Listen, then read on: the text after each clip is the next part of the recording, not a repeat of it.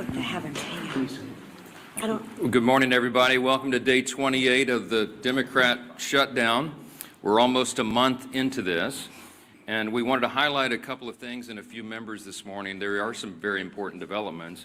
But before we get to all that, one of the things that we wanted to note is that really it's painfully obvious to everyone the true motivation of the Democrats' historic obstruction has now become very clear for everyone.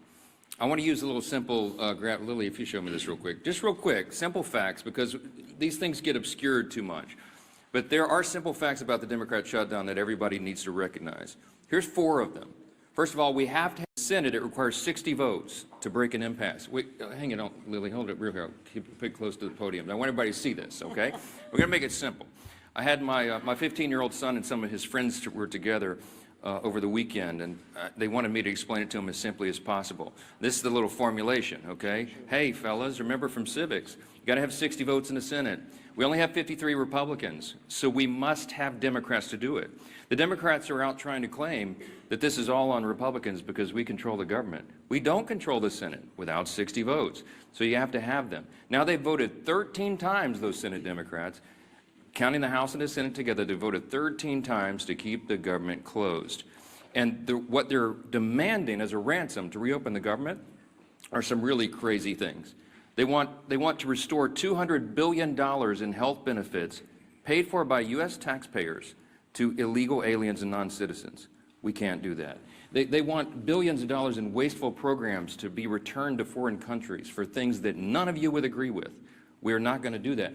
They want $500 million to go back to left-leaning news organizations, paid for by taxpayers. We can't do that. And then they want to cut $50 billion from the Rural Hospital Fund that Republicans got signed into law July 4th to prop up health care in red states and rural areas around the country. It's too important, but they want to take that away. They know that we can't do it. And now that they've begun to admit what this is all about, thanks, Lee, put it on the thing there. They're admitting what they're up to. Chuck Schumer said every day of the shutdown gets better for us, meaning the Democrat Party.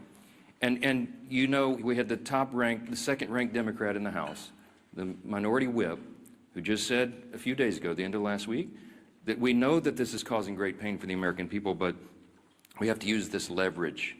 We don't have many times where we have leverage like this. And so they've shown you what the real motivation is. But ultimately, why are they doing all that? Let me summarize this really quickly, as simply as I can, for the civic students back home. Republicans are not demanding anything, literally nothing. All we want is to reopen the government. The Democrats are demanding all those things I just showed you on the chart, plus a lot more. When I say they want to send money to foreign countries, this is some of the things that they would propose that we spend money on again. They're demanding, this is a ransom to reopen the government. Things like $4 million for global LGBTQI plus awareness campaigns around the world. $4 million for the LGBTQI plus democracy grants in the Balkans. They want $2 million for feminist democratic principles projects in Africa. We're not doing that. But again, the question is why? Why? This sounds crazy. It is. Why would they do this? And what we saw on vivid display over the weekend was the re-emphasis of this fact. This is motivated purely out of fear. And what do we mean by that? You saw the Democratic leader in the House, Hakeem Jeffries, endorse Zohran Mamdani for mayor of New York City on Friday. It was an illustration of what we're facing here. The Democrats right now fear the far-left activists more than they fear air traffic controllers, border patrol agents, American service members, and so many others missing their paychecks. They fear the Marxist insurgents like Mamdani more than they fear families and children going hungry from lapsed benefits that keep food on their tables. They simply fear losing their own political positions next November if they don't appease the angry far-left base right now. And they will appease that base at any cost, no matter how much pain's inflicted. In fact, they've said in their own words, this gets better for us day by day. How does it get better? Because they're proving to the angry far-left base in their party that they will prioritize them over the American people. And simply put, it's the profound fear in in the Democratic Party that drives this shutdown. It is not principle, it is not policy, it is certainly not concern for the constituents that they say that they want to represent. We know that because even their own constituents now are begging Democrats to stop the political games and reopen the government. Just yesterday, the largest union of federal workers, the very people that the Democrats claim that they fight for, came out publicly and urged the Democrats to join the Republicans in passing the House's very simple short-term funding bill. Also, yesterday, the National Air Traffic Controllers Association began to put up flyers. 94.3% of our audience is not subscribed yet. Do you enjoy this content? Subscribe now and support our channel. Your click makes the difference. We keep going. In airports to explain the real danger that is being imposed for air travel, air safety in this country, highlighting what the Democrats are doing. So I just want to say this simply to our Democrat colleagues. You have an off-ramp now. You painted yourself into a corner, but here's your off-ramp. The unions, the largest unions are saying, please do this. You can claim that as cover and say that you had to do it. Reopen the government. Get it working for the people. It's our #1 priority and responsibility as members of Congress. But Senate Democrats have refused to do it for almost a month now. I've said it over and over, Republicans have done our job. We passed the clean short-term funding extension to keep the lights on and pay all these workers and our troops and fund programs like SNAP and WIC that Americans need and rely on.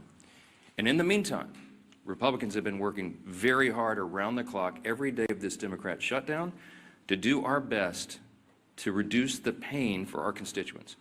In our districts, we got a video running over here just showing some highlights of what all the House Republicans are doing and have been doing for the last few weeks.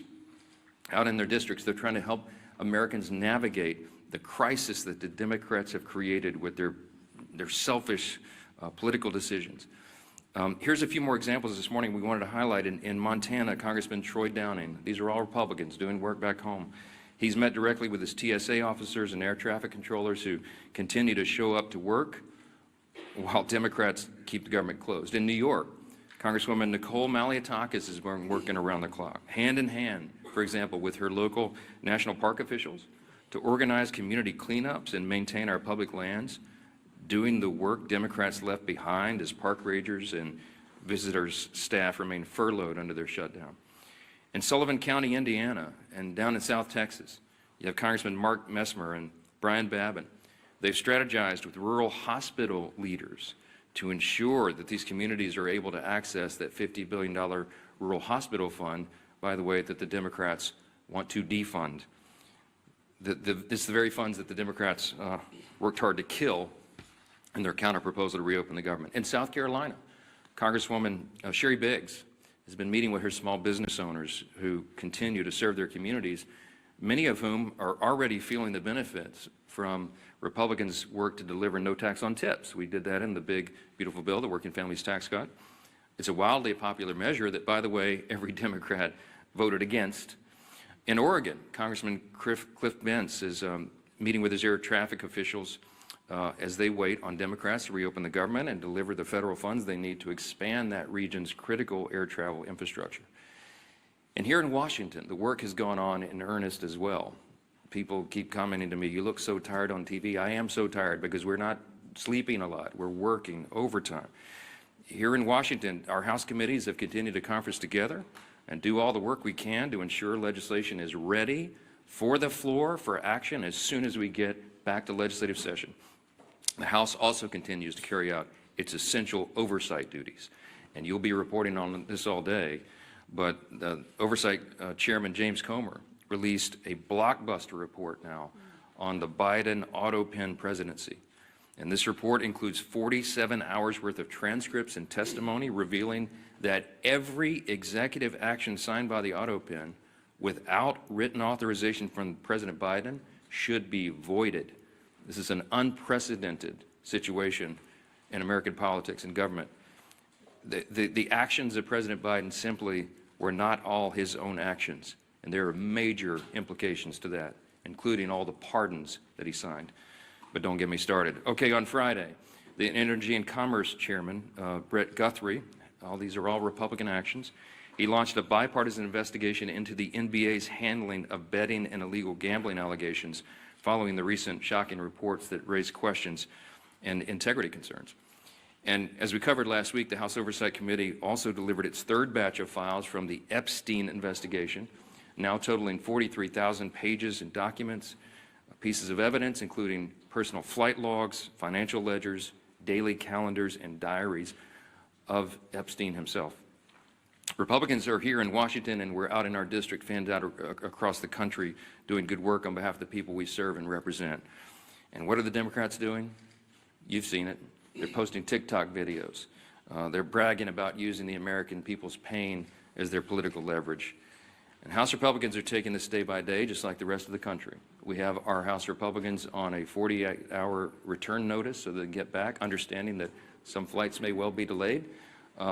But to get everybody back here as soon as possible, as soon as the Democrats decide to do the right thing and reopen the government, we will get back to immediate and urgent and necessary business on the House floor itself. We're anxious to get back to that, but we cannot have a regular legislative session until the Democrats do their most basic responsibility to reopen the government and get this moving again. So today we're fortunate to be joined by several of our good friends and colleagues here, all members of the Republican Study Committee, and the chairman of that committee, the largest caucus of conservatives in Congress, is Representative August Pfluger from Texas, and we're glad to have him as well. He's going to share a little bit about the reckless decision of the Democrats and what that means for military readiness and families all across this country. We are so grateful for these great members and their leadership. August will reference who's here, and then we'll take some questions. So, Chairman Pfluger. Thank you, Speaker. Sure. Speaker, you're doing a great job, and I think we all know that today's Democrat Party is not the party of JFK, who once famously said, "Ask not what your country can do for you, but what you can do for your country." Instead, today, Democrats under Schumer and Clark and Mandami are saying, "Ask not what you can do for your country, but who you can leverage for your radical agenda." Ask not what you can do for your country, but who you can leverage for your radical agenda. I'm August Pfluger. I'm chairman of the Republican Study Committee. We have some great members, including Burgess Owens, Stephanie Bice, Harriet Hageman, and Craig Goldman, who are with me. And, you know, it's really sad to think about what Catherine Clark said last week. She said, of course, there will be families that are going to suffer, but this is one of the few leverage times we have. My colleagues stand for families. The Republican Party stands for families because we believe, we know that our greatest asset in this country is the American family, that our country rests on the shoulders of families, that the Republican Party will always advocate for families, that we will look up for families, that we will legislate to prosper families. And instead, the family is only a point of leverage for our Democrat colleagues. How sad is that? You know, I'm thinking about military families right now. I'm thinking about that soldier who is deployed around the globe to keep our country safe, to push back against a threat. And I'm thinking about that phone call that soldier probably received this year, this month, in the last couple of days, asking whether or not they're going to get a paycheck, talking about the new baby at home, trying to figure out if they're going to be able to pay their rent or even buy some groceries or put gas in the car. I was there. I'm a veteran. I've been serving on active duty when shutdowns happened. This is a very stressful time for military families. And commanders right now, instead of being focused on the mission, instead of being focused on the threat, instead of being focused on the training and the exercises that keep our readiness and our lethality at the highest possible levels, now they're focusing all of their attention on making sure that their families of their subordinates, their soldiers and their airmen, their Marines, their sailors, are taken care of, that they actually have the resources. And we have members of the Republican Party who are in our communities right now convening groups of community leaders and banks, food banks, and other resources. Because Schumer has chosen not to pay them, now communities are having to take up with 0% interest bridge loans. Now communities are having to defer those mortgage payments. and those car payments. So where the Democrat Party is failing, our communities are succeeding because they know that the right thing to do is to fund and help in this time of need. You know, the enemy has not shut down. Our enemies around the world want us to be divided. I'm calling on my colleagues on the other side of the aisle who served in the military to do the right thing. We were there. We were there when Joe Biden and Nancy Pelosi put CRs on the floor, and guess what? We did the right thing. Multiple times we did the right thing. Where are my Democrat colleagues who served in uniform to stand up and rise above petty politics, to do the right thing? Have you not gone home to your districts to hear from your military communities, from your federal workers? Have you not listened to your local communities telling you to stop the nonsense? No. You know what? They're not there. They're in New York City campaigning for Mondami.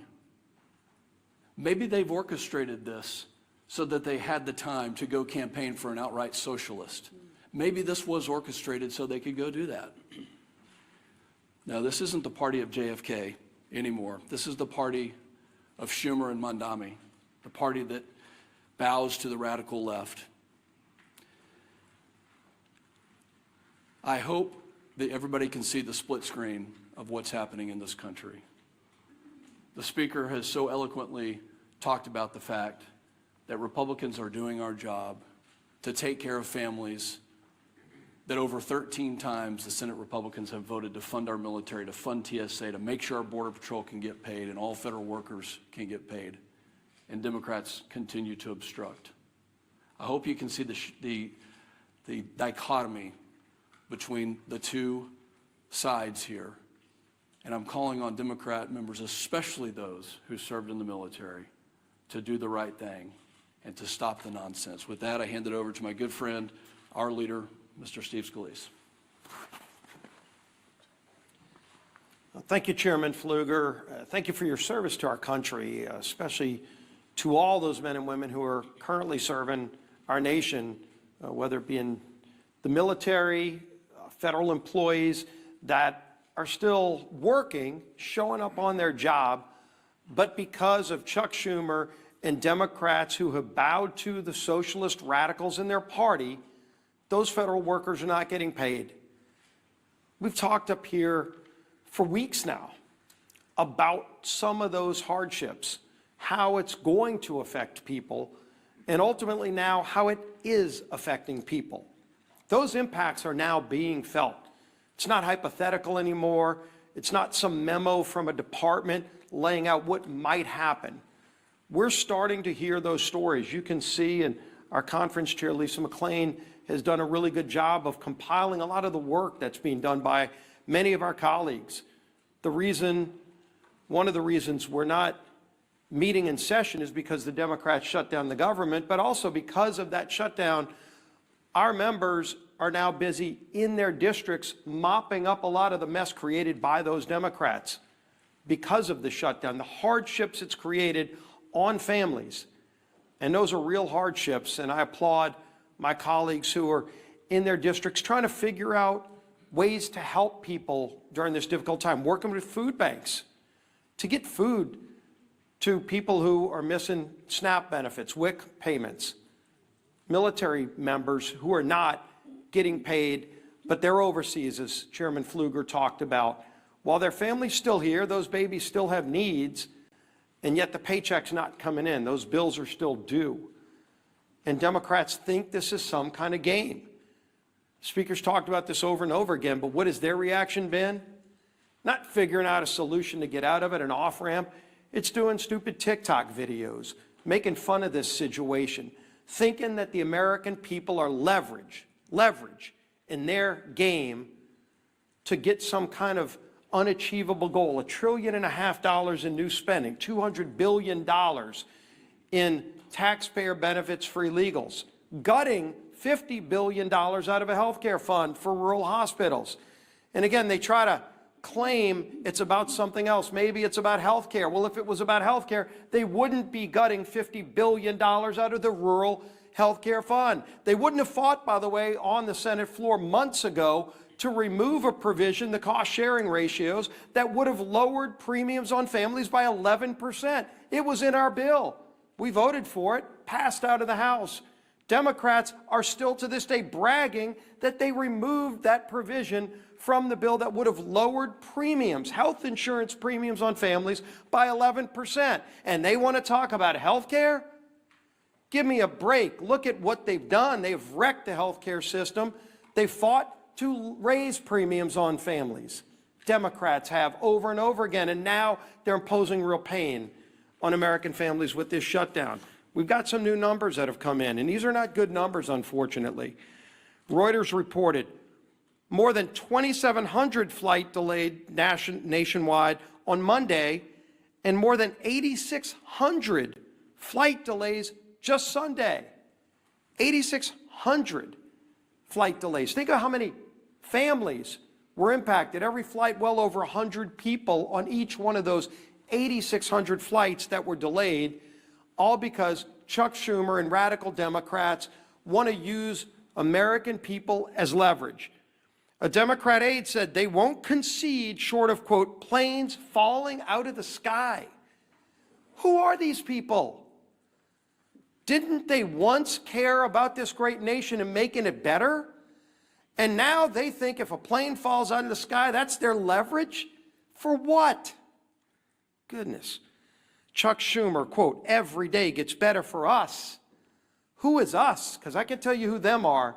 The American people are sick and tired of Chuck Schumer and his friends thinking it's a better day for him when they are feeling more pain. Senator Coons, quote, the point of this shutdown is not just suffering for suffering's sake, but to make a point, as if suffering of the American people is not enough. We've heard, of course, over and over again, Catherine Clark, shutdowns are terrible. Of course, there will be families that are going to suffer, but it is one of the few leverage times we have. They keep saying over and over again, they know American people are suffering. They don't care. They want leverage for themselves. They want to show off to their radical socialist base. Bernie, of course, Bernie Sanders, who was on the stage with AOC over with Mandami the other day with their socialist love fest. Bernie, quote, you reopen the government and we lose our leverage. That's what this whole shutdown is about. They're telling you what they mean. Democrat source in the Hill article last week that we talked about, quote, we would have enough votes to reopen the government if people were not terrified of getting the guillotine. This is Democrats being afraid of their own base because their base is so radical that they're afraid of their base. The American Federation of Government Employees, we talked about this yesterday, came out and said, quote, it's time to pass a clean continuing resolution and end this shutdown today. No half measures and no gamesmanship. Rep. Amelia Sykes said, quote, we know that people are going to suffer if we don't open the government. People will go hungry. Well, she knows it. She's causing that hunger, but let's put a point on this. In an ABC article regarding the 42 million Americans that are going to lose SNAP benefits next week, Joel Berg, who's the CEO of the nonprofit Hunger Free America, said this, quote, we are going to see the greatest hunger crisis since the Great Depression. And that's not hyperbole, that's just true. The greatest hunger crisis since the Great Depression, when 42 million people lose their SNAP benefits this weekend. What are these Democrats waiting for? This is not a game. This is not leverage. They're taking food off the table for families, for babies. It's disgusting. It's time to end the madness. They can go on the Senate floor today. Just 5 of them need to get courage. Just 5 of them need to get the courage to do the right thing and open the government today and end this pain and end the suffering that they've caused. Then we can go negotiate our differences. Yield to the whip. Tom Emmer.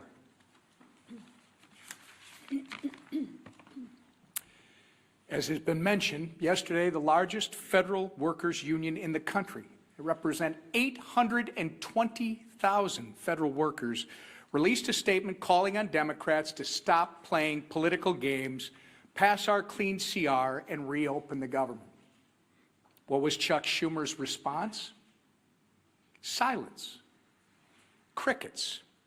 He declined to comment. Meanwhile, millions of federal workers are reevaluating how to make ends meet. Air traffic controllers missed their first full paycheck today. Some are turning to food banks, as we've discussed, in order to feed their families. Here is what one Democrat and retired federal worker had to say about the current state of play. Quote, "The Democrats are the ones that actually, in the Senate side, shut down the government. So they have to get together and stop holding Americans hostage. We're about to have people without food, and that's ridiculous. It's not worth it." Remember, that's coming from a Democrat and retired federal worker. Since Chuck Schumer and company won't listen to us, maybe they'll start listening to members of their own party. Enough is enough. You're playing politics with people's lives. And as Leader Scalise and the Speaker have reminded us, for what? So that you can appease the radical pro-terrorist wing of your party, so that you can fundraise off of picking a fight with President Trump. It's not worth it. In fact, it's despicable and downright wrong. There's a nonpartisan government funding bill waiting in the Senate to be sent to President Trump's desk immediately. It will come to the floor for a vote for the 13th time this morning. Put an end to the madness. Do the right and reasonable thing that you did back in March, by the way, and vote yes on our clean CR. Instead of complaining about a new White House ballroom, how about you try doing your actual job and reopen the government for the people you were elected to serve? Our conference chair. Thank you and good morning, everyone. And I first want to extend a thank you to the RSC chair and the members of the RSC who are here today. And thank you for all the work that you've been doing in the district. I know we appreciate it, and more importantly, I know your constituents appreciate it. I know I've been standing at this podium with Speaker Johnson and House leadership for weeks now. And every time we have said the same thing. Republicans voted to keep the government open. Democrats voted to shut it down. Period. It is that simple. This week, more than any other week, the consequences become impossible to ignore. As of yesterday, more than 10,000 flights have been delayed because of staffing shortages. By the end of this week, nearly 2 million paychecks will be missed by Americans.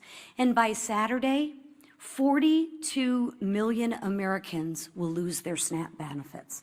Let that sink in. 42 million Americans will lose their SNAP benefits this Saturday because Democrats want to use them as leverage. This is real pain, real fear, and real consequences. And Democrats are using that as political leverage. And leverage for what? Ask them this. Leverage for what? To force through illegal benefits for illegal immigrants to the tune of $1.5 trillion? They'd rather do that and put 42 million Americans at risk of losing their SNAP benefits. That's what they're choosing. That's what they're choosing. Let that sink in for a minute. This isn't leadership. This is cruel and disgusting, and it's cruelty disguised as politics. Even the president of the largest federal workers union, and I don't know if you noticed that, but he doesn't exactly always cheer for Republicans, but this gentleman is actually begging the Democrats to do the right thing and end the shutdown. While Democrats posture in front of the cameras, Republicans are actually out in their districts working. Just take a look at the video that we've been playing all morning, right? Don't let the facts get in the way of the good story. Republicans, like the colleagues you see behind me, have been in their district working for the American people who are suffering from this Democratic Schumer-led shutdown.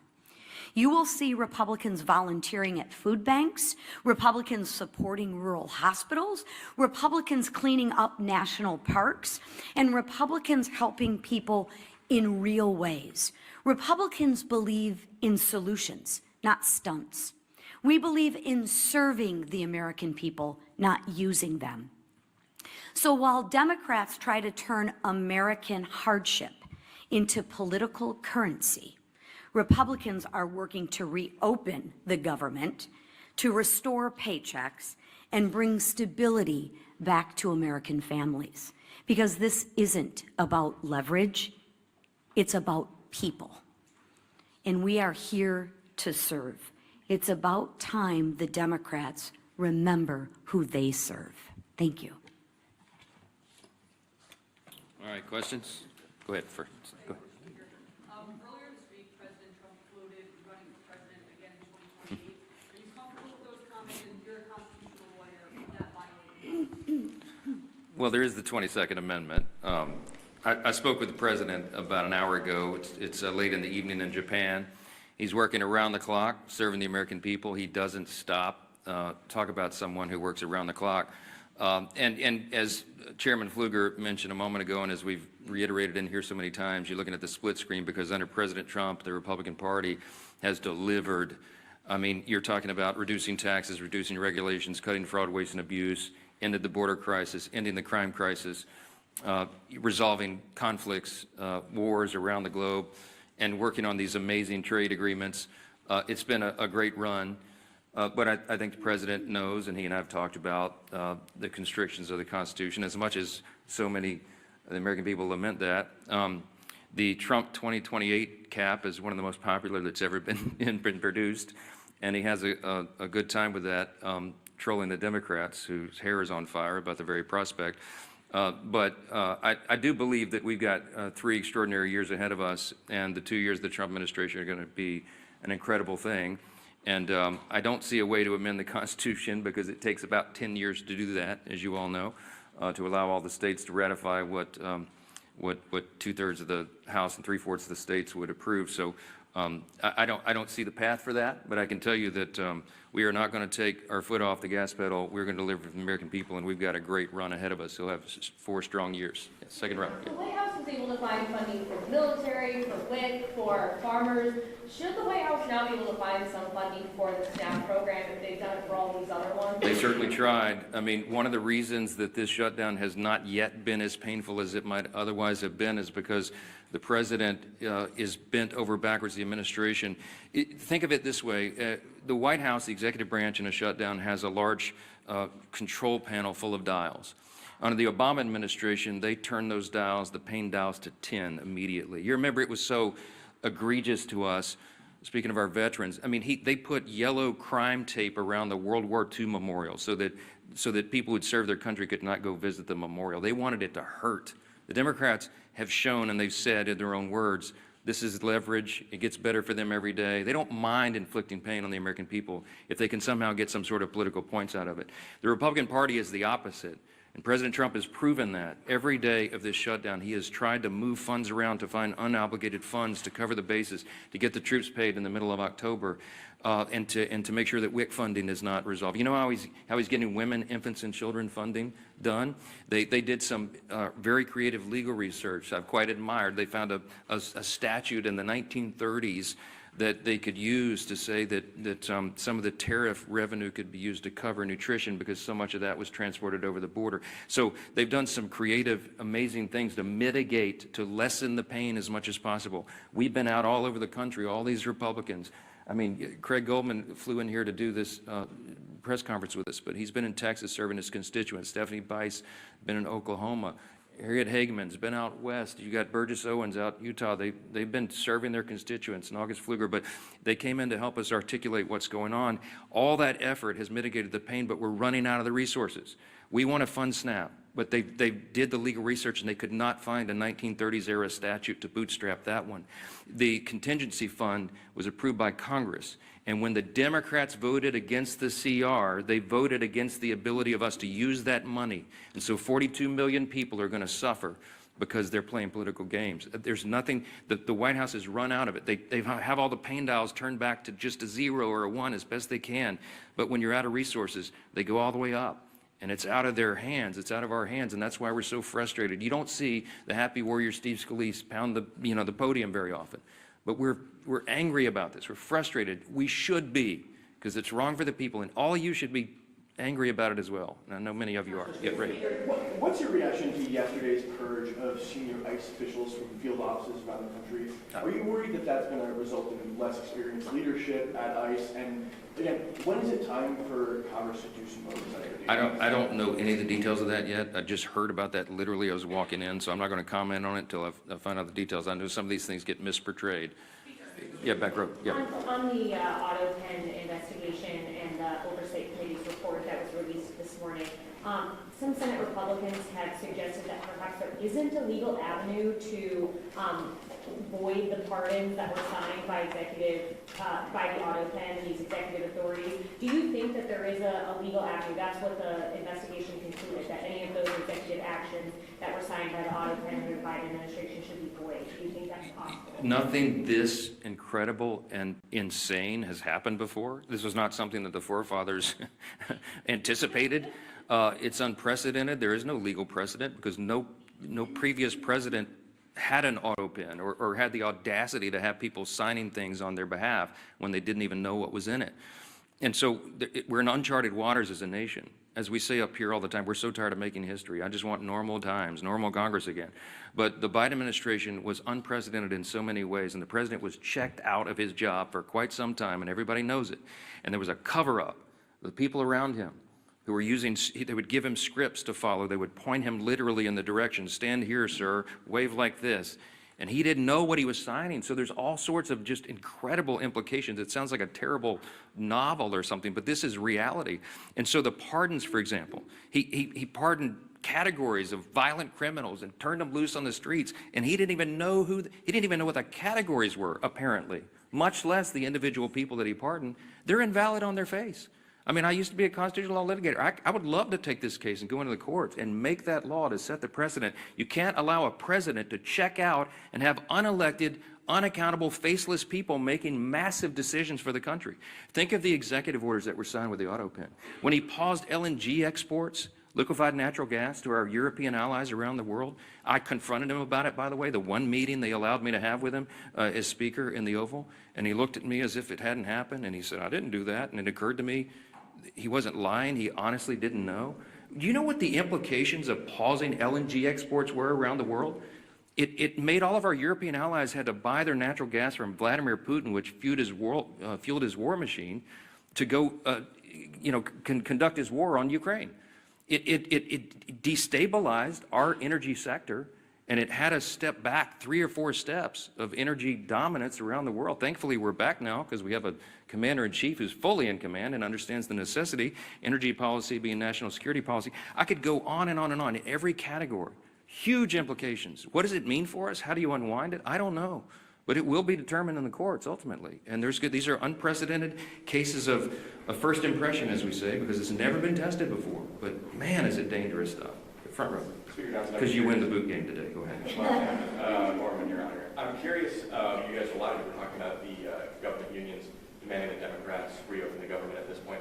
Do you think that that is building on President Trump's gains with labor unions in the 2024 election? Do you think that this is a sign of a different relationship between House and Senate Republicans and federal government employees? Do you welcome these people in your tent? Of course. Claims that these are not traditional allies of yours in a lot of... President Trump and the Republican Party achieved some very important historic things in the last election cycle. We had a true demographic shift in the election.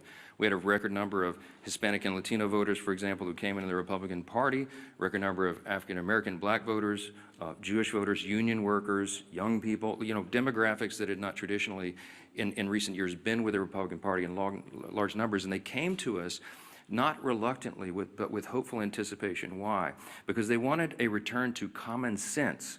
And they saw what the other party had done to them with their terrible policies and their terrible ideas and the radical, woke, Marxist, progressive agenda, and they realized it didn't work for them. So they came to us and they said, can you do better? Well, we did. We have. and we passed the one big beautiful bill, the Working Families Tax Cut, and all of our legislation and everything the president's done with executive orders, fulfilling his promises, are codifying those things and doing the rest of our legislative agenda, which is being held up right now because of this. We're delivering for those people. So it is not a surprise to me that union workers would come enthusiastically supporting common sense. What we're asking for here is common sense. They're supporting the party, they're supporting the president because they know who's working for the American people and who is not, who is causing and inflicting pain on the American people. The contrast has never been more clear. We say all the time, this is not your father's Democratic Party. I grew up in Louisiana. When I was a kid, I didn't even know a Republican. Literally, like everybody was Democrat. And, you know, the Southern Democrats, you know, conservative Democrats down in Louisiana. That party doesn't exist anymore. My grandfather would not recognize what this party has become. He would clearly, they'd all be Republicans because Republicans stand on the side of common sense and working families, hardworking, middle class, lower class earners in the country. We drafted the Working Families Tax Cut to be geared for them, to help them. And we infused the legislation with all this pro-growth policies so that all boats will rise. People see that. They see the effects. Ideas have consequences, my friends. And the policies and ideas that are advanced by the Republican Party are right for America because they comport with our founding principles, and we stand on those principles to defend them. And by contrast, on the other side of the screen, they're going for communism and Marxism. Take your choice. Jake. You've been of the opinion that you're not interested in these one-off funding bills, SNAP, air traffic control. Is that still your view? We voted September 19th to fund every one of those priorities. And every Democrat in the House except one voted to not fund them. The Democrats are playing games. They put a few of the one-off bills on the floor, as you've seen in the last week or so. They put a bill to pay the troops and pay essential workers, and the Democrats voted it down. So it would be a futile legislative effort for us to do this again repetitively in the House and send it over there so Chuck Schumer and the gang can play games and spike it. It's a waste of our time. They need to vote for the clean, continuing, nonpartisan CR, turn the lights back on and get the country working again, and then we can resolve all the rest of the issues that were always on the calendar for the remainder of the year. I want to thank our Republican Study Committee colleagues for being here and standing in the gap for your constituents. All the Republicans out there, they're still at work. They're not even